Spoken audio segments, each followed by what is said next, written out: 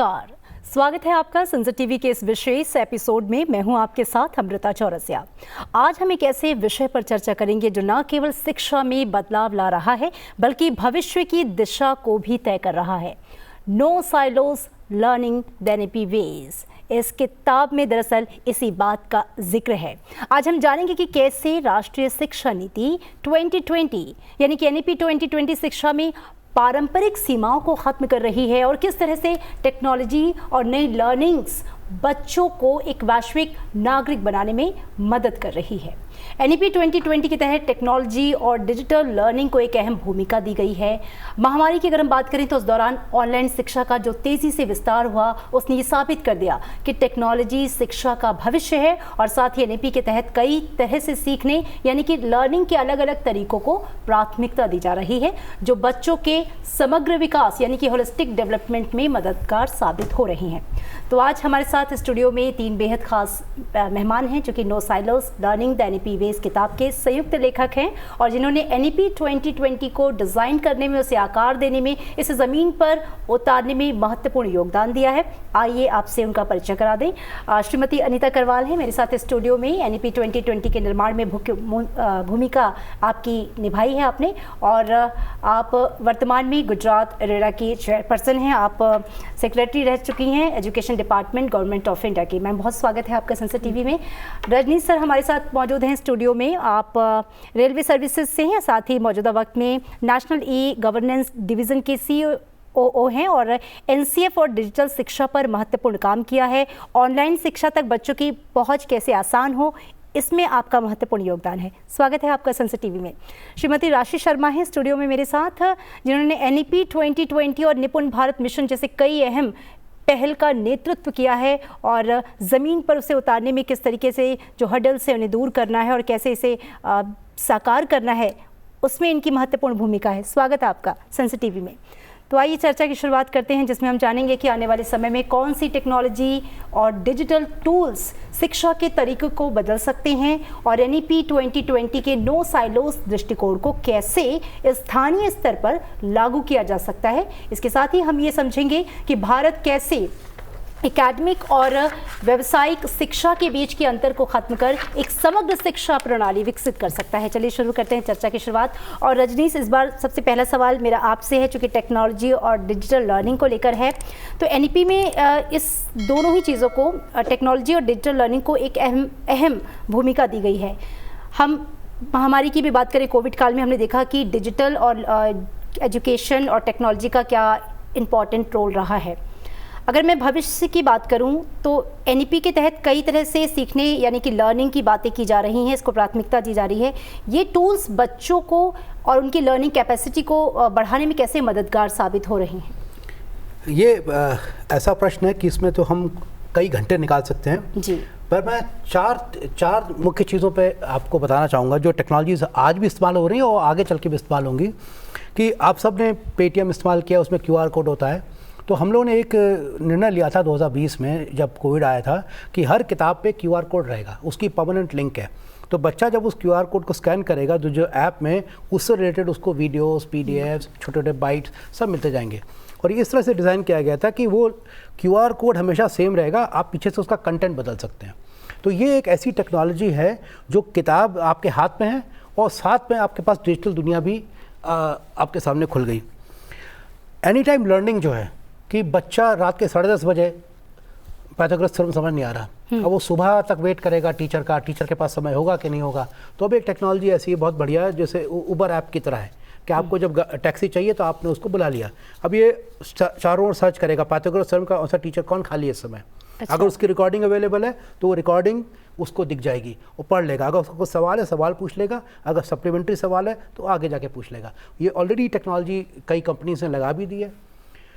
ये जो टेक्नोलॉजी है इससे जो सबसे बड़ा फ़ायदा है कि जो बच्चे क्लास में एकदम से अपने आप को महसूस करते हैं कि मुझे साइंस समझ नहीं आई, मुझे मैथ समझ नहीं आई, मुझे अब आगे जाके मैं शर्म भी आती है बच्चों को पूछने में बार बार सवाल, तो अब उसका कोई असेसमेंट नहीं कर रहा है, वो जो कर रहा है अपने आप कर रहा है।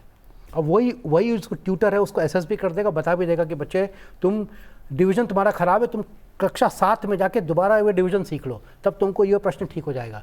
तो ये जो लर्निंग है ये पर्सनलाइज लर्निंग हो गई। Adaptive learning. आप जिस तरह के आपकी लर्निंग जहाँ पर है वहीं से शुरू करेगा और कहाँ कहाँ गैप है वहाँ पे वापस आ जाएगा आपके पास। तो ये adaptive personal learning, any time learning, QR code, ये तो टेक्नोलॉजी भी चल भी रही है।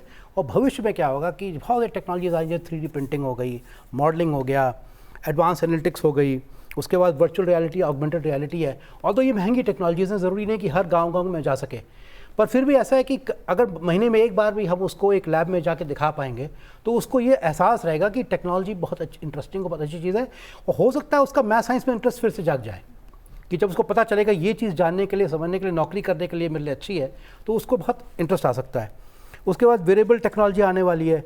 और अभी धीरे धीरे क्या होगा, कोलैबोरेटिव ऑनलाइन टूल्स आएंगे कि बच्चा जर्मनी में है, कोई बच्चा अमेरिका में है, कोई बच्चा ब्राज़ील में है, कोई बच्चा इंडिया में है, क्या वो कोलैबोरेट करके लर्न कर सकते हैं, प्रोजेक्ट्स कर सकते हैं। इससे उसको होलिस्टिक व्यू भी मिलेगा, एक ग्लोबल व्यू भी मिलेगा। तो बहुत पोटेंशियल है।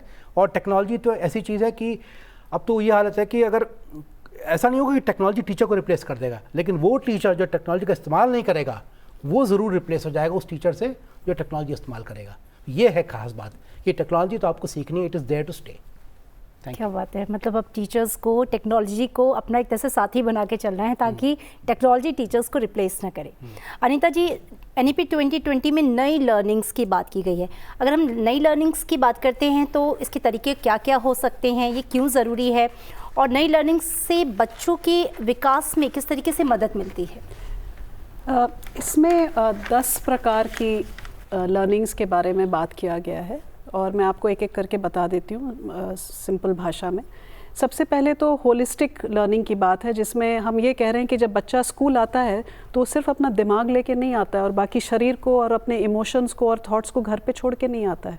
बच्चा पूरा का पूरा आता है, उसका माइंड भी आएगा, बॉडी भी आएगा, उसके इमोशंस भी आएंगे, सब कुछ आएंगे। तो हर चीज़ को मद्देनज़र रखते हुए होलिस्टिक एजुकेशन देने की ज़रूरत है। तो ये पहली होलिस्टिक लर्निंग की बात करी गई है NEP में। दूसरी बात करी गई है रेलेवेंट लर्निंग की, कि आप कौन से स्टेज पर हैं, बच्चा फाउंडेशनल स्टेज पर है या प्रेपरेटरी पर है या इस पर मिडिल स्टेज पर है।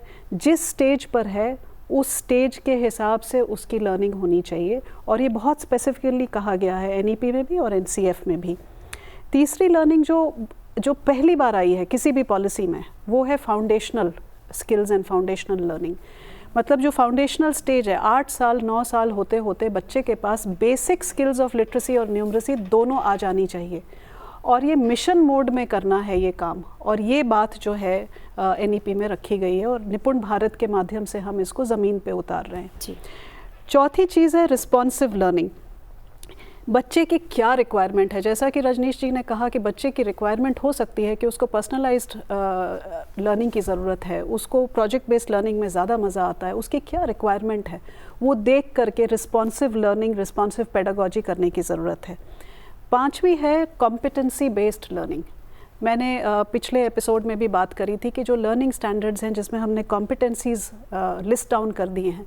अब NCF में एक बड़ा इंटरेस्टिंग स्टेटमेंट है। NCF कहता है reduce the centricity of text books. आप जो आज तक टेक्स्ट बुक्स से पढ़ाते आए हो और वही आपका सब कुछ है, उसकी सेंट्रिसिटी को रिड्यूस करो और बच्चे को हर चीज़ से पढ़ाओ, विजिट्स पे ले जाओ, एक्सप्लोरेशन कराओ, पेड़ पे चढ़ाओ। हमने अपनी एक किताब है द पावर ऑफ क्यूरियोसिटी, उसमें कहा है कार के माध्यम से पढ़ाओ, किसी भी माध्यम से पढ़ाओ, तरह तरह के टीचिंग लर्निंग मटेरियल यूज़ करो। तो कॉम्पिटेंसी बेस्ड एजुकेशन में कॉम्पिटेंसी अचीव करना ज़रूरी है, टेक्स्ट बुक पूरा करना ये हमारा गोल नहीं रहा। अब हमारा गोल है कॉम्पिटेंसी को अचीव करो। ओके, देन माध्यम कुछ भी हो सकता है, कुछ भी हो सकता है। आप पूरे दिन उनको जो है IT बेस्ड एजुकेशन दो, जो रजनीश ने कहा, कोई प्रॉब्लम नहीं है, कॉम्पिटेंसी अचीव होनी चाहिए। फिर स्किल बेस्ड एजुकेशन की बात है। ये बहुत बड़ी बात कही गई है कि जो 21st सेंचुरी स्किल्स हैं वो सारे बच्चे को अचीव कराने हैं और उसको हमको करिकुलम के अंदर इंटीग्रेट कर देना है, अलग से नहीं सिखाना है। क्रिटिकल थिंकिंग जो है वो करिकुलम में इंटीग्रेट कर देना है। पढ़ाते पढ़ाते उनको कोई केस स्टडी दे दो, उससे क्रिटिकल थिंकिंग उसकी जागेगी बच्चे की। तो उस तरह का इंटीग्रेटेड स्किल इंटीग्रेटेड एजुकेशन की बात की गई है। फिर बात की गई है experiential learning and activity based learning की, और ये जो है स्पेसिफिकली कहा गया है कि ये पेडागॉजी अडॉप्ट करो, एक्टिविटी बेस्ड बनाओ। बच्चा जो है बैठा हुआ है, आप यूनिलेटरली बात कर रहे हैं, वो सुनता जा रहा है और ख़त्म हो गई बात, ऐसे नहीं, बच्चे का इन्वॉल्वमेंट पूरा होना चाहिए। सो एक्सपीरियंशियल एंड एक्टिविटी बेस्ड। फिर collaborative and peer based learning की बात की गई है। ये बहुत इंटरेस्टिंग है, पूरे NEP में लिखा गया है पीयर बेस्ड लर्निंग का, और ये माना जाता है रिसर्च में कि highest form of learning is peer based learning. सबसे ज़्यादा जो बच्चा सीखता है वो कब सीखता है? जब वो दूसरे को पढ़ा रहा होता है वही चीज़। तो पीयर लर्निंग की बात की गई है। And learning with pride in India, इसके बारे में कि आप जो है, माननीय प्रधानमंत्री जी एक बात कहते हैं कि NEP जो है वो बच्चे को जड़ से जग तक जोड़ता है। जड़ हमारा हिंदुस्तान, जग ग्लोबल। तो वो जो जोड़ने वाली बात है, learning with that pride in our country, वो भी इसका एक फॉर्मेट ऑफ लर्निंग है। जी, बहुत सुंदर। राशि जी, अपनी किताब में कॉन्टेक्सचुअलाइजेशन यानी कि शिक्षा की स्थानीय ज़रूरतों के हिसाब से उसे ढालने की बात की है। स्कूल कैसे NEP के नो साइलोस फ्रेमवर्क को अपने समुदाय के हिसाब से ढाल रहे हैं, और ये जो स्थानीय ज़रूरत या स्थानीयकरण है वो कितना ज़रूरी है? देखिए, हम सभी जानते हैं कि जो हमारा देश है वो एक बहुत ही डाइवर्स देश है। अभी जो 2011 की सेंसस है उसमें 19,000 से ज़्यादा डायलेक्ट्स हैं जो हम लोग बोलते हैं, और 121 लैंग्वेजेस हैं जो कि 10,000 से ज़्यादा लोग बोलते हैं। इतने डाइवर्स कंट्री में एक ही तरह का करिकुलम या एक ही तरह का टीचिंग लर्निंग मटेरियल काम नहीं कर सकता है। NEP ने भी इस बात को बहुत अच्छे से कहा है, हमने भी अपनी बुक में कहा है कि जब आप बच्चे को पढ़ा रहे हैं, मान लीजिए आप उत्तर प्रदेश में हैं, आप बनारस में हैं और आपके यहाँ से गंगा नदी बहती है, तो क्या ऐसा हो सकता है कि आप उसे गंगा नदी के बारे में ना बताएं? क्या ऐसा हो सकता है कि आप उसे उसके आसपास जो सिविलाइजेशंस रही हैं उसके बारे में ना बताएं?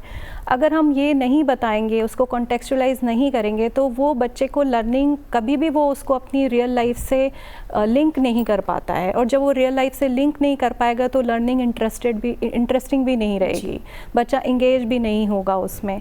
तो उसके लिए कॉन्टेक्चुअलाइजेशन बहुत ज़रूरी है।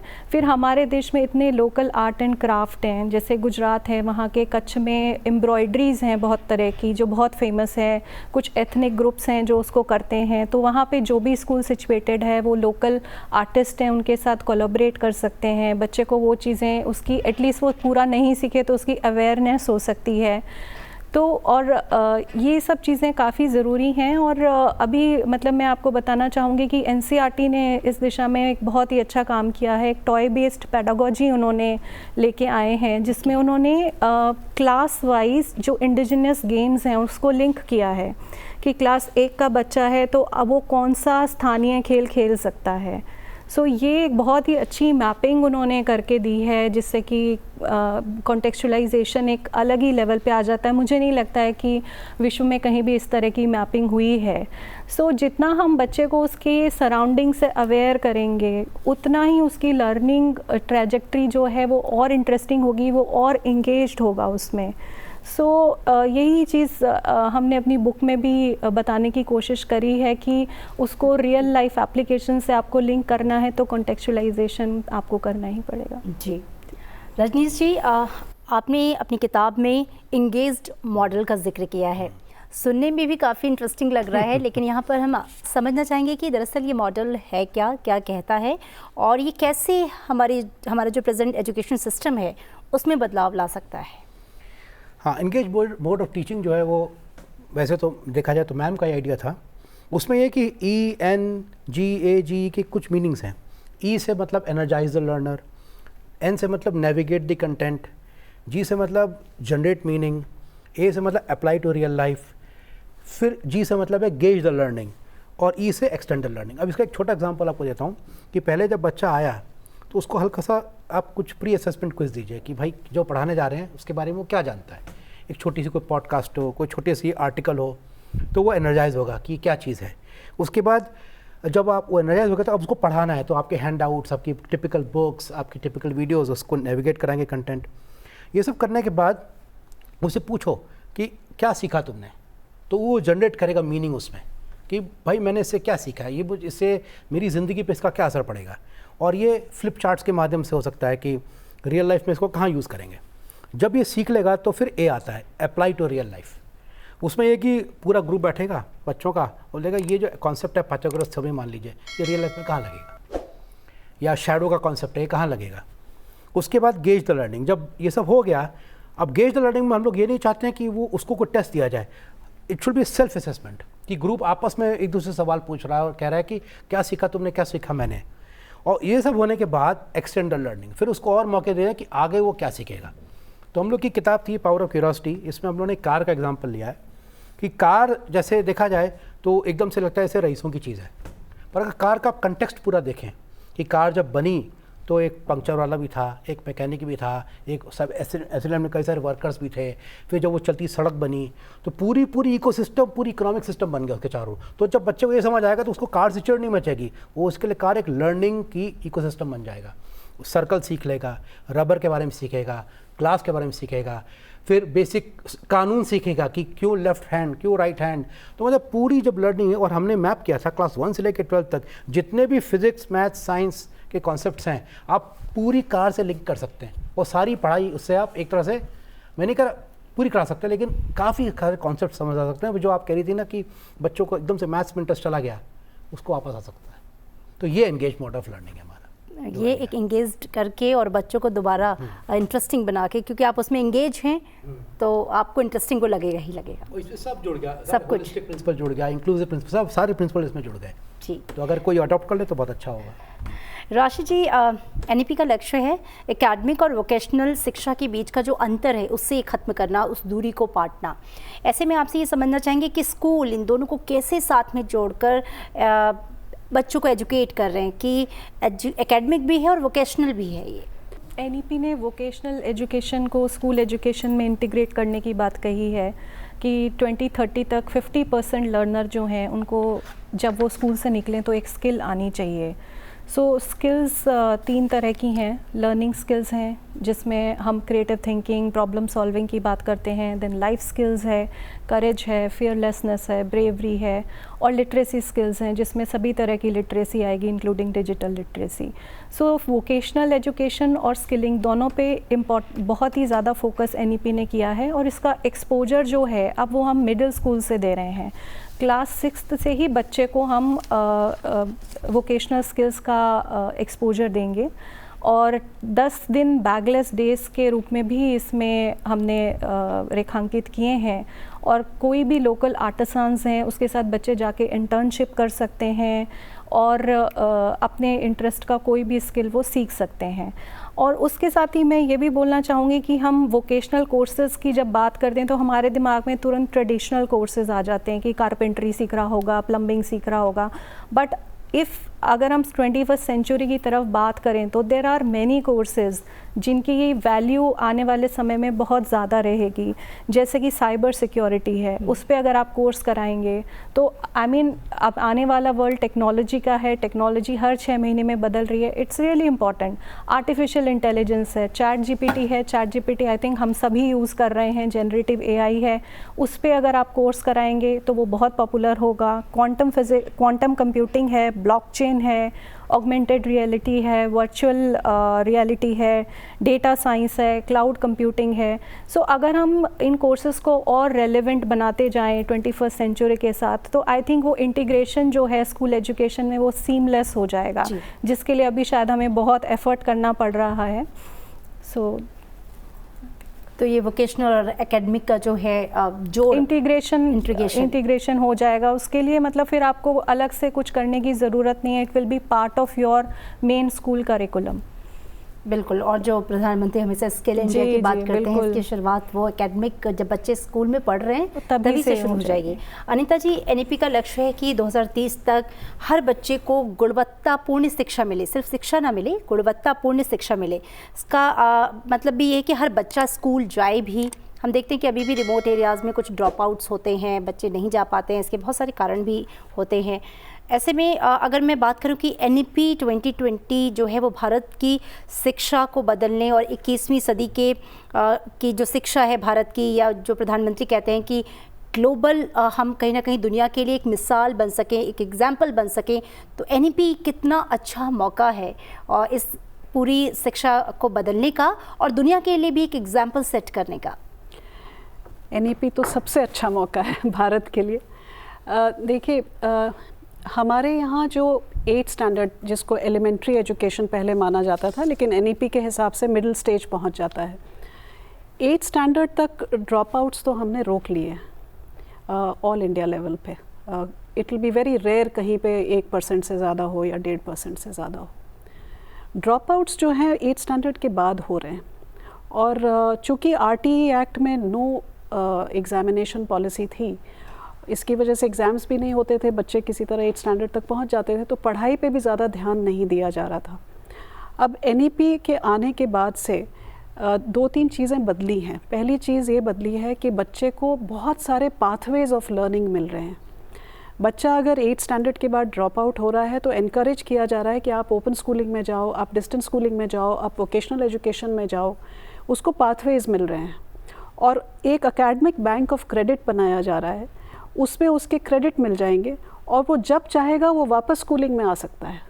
तो सपोज़ 8th स्टैंडर्ड में ड्रॉप आउट होके 4 साल वोकेशनल कर लिया और फिर लगा कि नहीं मुझे 12th स्टैंडर्ड करना है, वो वापस आ सकता है, क्योंकि उसके एकेडमिक बैंक में वो क्रेडिट रहेगा। So that is something very interesting जो इंडिया में हो रहा है। इंडिया के पास मौके इसलिए बहुत हैं इस पॉलिसी की वजह से, क्योंकि ये पॉलिसी फ्यूचर को बहुत अच्छी तरह से अंडरस्टैंड करके उसको इंटीग्रेट किया है इस पॉलिसी ने। आप अगर देखें, अभी तक क्या था कि ब्रिटिशर्स आए और गए और अपनी भाषा छोड़ गए, और उसी भाषा में पढ़ाई करना सिखाया गया हमको। NEP कहती है कि जिसकी जो भाषा है उसमें पढ़ाओ, क्योंकि वही भाषा उसको समझ आती है, और उसी भाषा में जब वो सीखेगा तो वो बाकी सब्जेक्ट्स भी समझेगा, और उसकी कंटेक्चुअलाइजेशन होगी, सेंस मेकिंग होगी। ओके, NEP कहती है सारे लैंग्वेजेस यूज़ करो, और बच्चे को जब वो भाषा में हम पढ़ाएंगे तो उस बच्चे का ऑब्वियसली कॉम्पिटेंसीज़ जो हैं वो जल्दी अचीव होगी। सो एक ये मौका हमारे पास बहुत अच्छा है भाषा के माध्यम से।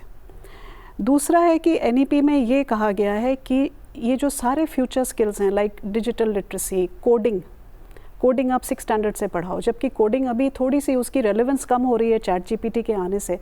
बट इसका मतलब ये है कि व्हाट इट्स ट्राइंग टू से इज़ कि ChatGPT जैसी चीज़ें जो है आप मिडिल स्टेज से ही पढ़ाना शुरू कर दो।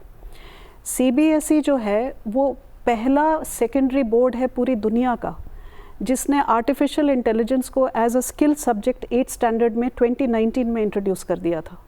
किसी और देश ने नहीं किया था, जब CBSE ने कर दिया था, और आज लाखों बच्चे आर्टिफिशियल इंटेलिजेंस पढ़ रहे हैं। तो NEP के अंदर चूँकि स्किल बेस्ड एजुकेशन है, चूँकि टेक्स्ट बुक सेंट्रिक नहीं रहा है, और चूँकि कॉम्पिटेंसी बेस्ड एजुकेशन है, माध्यम पढ़ाने का कोई भी हो सकता है, और टीचिंग लर्निंग मटेरियल कुछ भी हो सकता है, from digital to non digital. इसलिए स्कोप कि वो जो बच्चा वहाँ से निकलेगा वो एक बहुत ही प्रोडक्टिव बच्चा होगा जो नेशन बिल्डिंग में कंट्रीब्यूट कर सकेगा, उसकी पॉसिबिलिटी बहुत हाई है। इसलिए 21वीं सदी में जाना हमारे लिए इस पॉलिसी की वजह से अब आसान हो जाएगा, ये मेरा मानना है। एक लास्ट चीज़ मैं बता दूं कि 6 इनोवेशन साइकिल्स मानी जाती हैं हिस्ट्री में। There are 6 cycles of innovation. अगर आप देखें तो 1785 से जो पहला इनोवेशन साइकिल हुआ था, जिसमें ये वाटर पावर एंड टेक्सटाइल्स वगैरह का इजाद हुआ था, फिर उसके बाद से electricity, petrochemicals, chemicals, internal combustion engine, लेते लेते जब 1990 में हम आए, जो हमारी 5th इनोवेशन साइकिल थी, उसमें .com रेवोल्यूशन हुआ, डिजिटल इंटरनेट वगैरह आया, मोबाइल आना शुरू हुआ। लेकिन 2020 से जो 6th इनोवेशन साइकिल है वो artificial intelligence, internet of things, robotics, nano technology, clean technology, इसका रेवोल्यूशन हो रहा है जी। और ये इंडिया ग्रैब कर पाएगा क्योंकि NEP आ गई है, NCF आ गया है। ये जिस तरह की पढ़ाई जो है अब इंट्रोड्यूस हो रही है, India will be able to grab this opportunity, और बाकियों से कहीं आगे और सबसे पहले। बिल्कुल बिल्कुल। अब चूँकि क्लोजिंग का टाइम आ गया है और हम उस एजुकेशन की बात कर रहे हैं NEP 2020 के माध्यम से, जो दरअसल फ्यूचर रेडी सिटीजन्स के लिए काम कर रही है। आपका क्लोजिंग कमेंट रजनीश जी। देखिए, मैं तो एक चाहूँगा कि अगर बच्चा स्कूल से निकले और ये बोले कि जितना मुझे पढ़ाया गया उससे ज़्यादा मैंने सीख लिया, तो हमारा सारा काम पूरा हो जाता है जी। राशि जी, आपका कमेंट।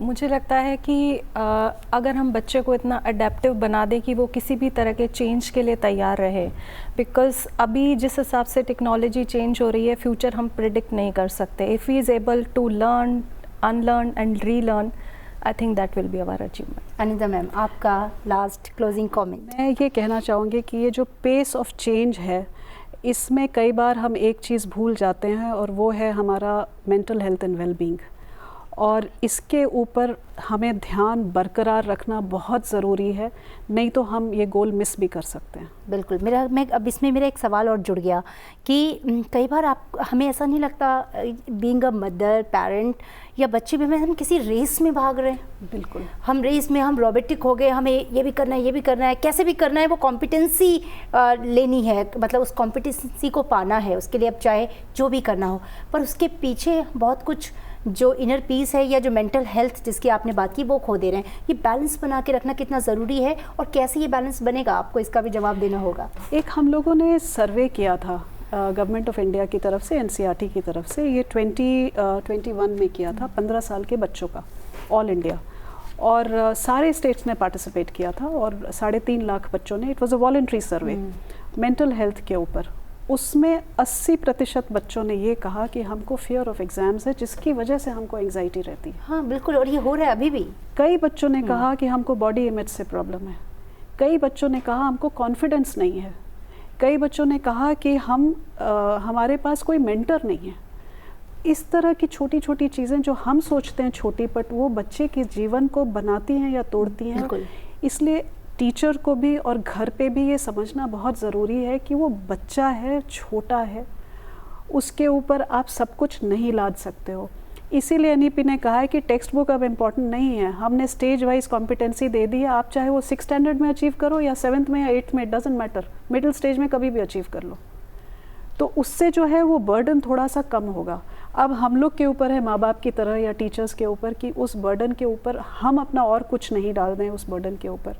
ज़रूरी है कि टीचर्स का भी मेंटल हेल्थ ठीक रहे और बच्चों का भी ठीक रहे, और ठीक करने का तरीका यही है, joyful education, experiential learning and sense making through contextualisation. जब ये सब आएगा, बच्चे को रेलेवेंस लगेगा तो वो उसको बर्डन नहीं लगेगा। बिल्कुल, जो फियर फैक्टर है दरअसल इसका हटना ज़रूरी है। बिल्कुल, जब चीज़ें आप इंजॉय करते हैं तो आप अपने आप उसमें ज़्यादा सीख पाते हैं और उसको अपना ही समझ पाते हैं। एक सोसाइटी के रूप में रिस्पेक्ट फॉर फेलियर होना चाहिए। हाँ, ये भी बहुत इंपॉर्टेंट होना बात चाहिए है कि फेलियर डज नॉट मीन कि वो बच्चा खराब है। हाँ, fail is a kick start for new beginning. लेकिन कोई फेल हो गया, कई बार बच्चों को ऐसा लगता है हम खत्म, पेरेंट्स भी कह देते हैं, टीचर्स भी कह देते हैं तुम खत्म। एक न्यूरो साइंस का रिसर्च बताती हूँ। एक रिसर्च ये है कि जो हमारा कॉर्टेक्स होता है उसमें एक जगह है एंटीरियर सिंगुलेट कॉर्टेक्स, वो मिस्टेक्स को रजिस्टर करता है। आप कोई भी मिस्टेक करते हो उसको रजिस्टर करता है, और रजिस्टर करके वो आपको सिखाता है कि ये दोबारा नहीं करना है। हाँ। हम लोग सिखाते हैं बच्चा कोई मिस्टेक मत करो, वो नहीं करेगा तो कभी सीखेगा ही नहीं। उसके सिंगुलेट कॉर्टेक्स में जाना ज़रूरी है, मिस्टेक, उसको मिस्टेक्स करना ज़रूरी है, तभी वो आगे बढ़ कर के वो मैच्योरिटी आएगी और वो बात आएगी उसमें कि वो समझ पाएगा कि ये नहीं करना है।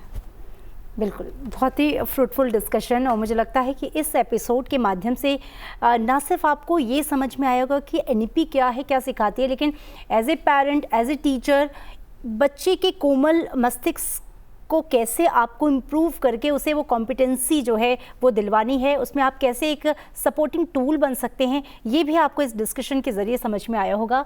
बहुत शुक्रिया आप तीनों खास मेहमानों का हमारे स्टूडियो आने के लिए, हमसे इस बातचीत के लिए। हमारे इस एपिसोड को आप संसद TV के YouTube चैनल पर भी देख सकते हैं। तब तक रखिए अपना ख्याल और हमें दीजिए इजाज़त। नमस्कार।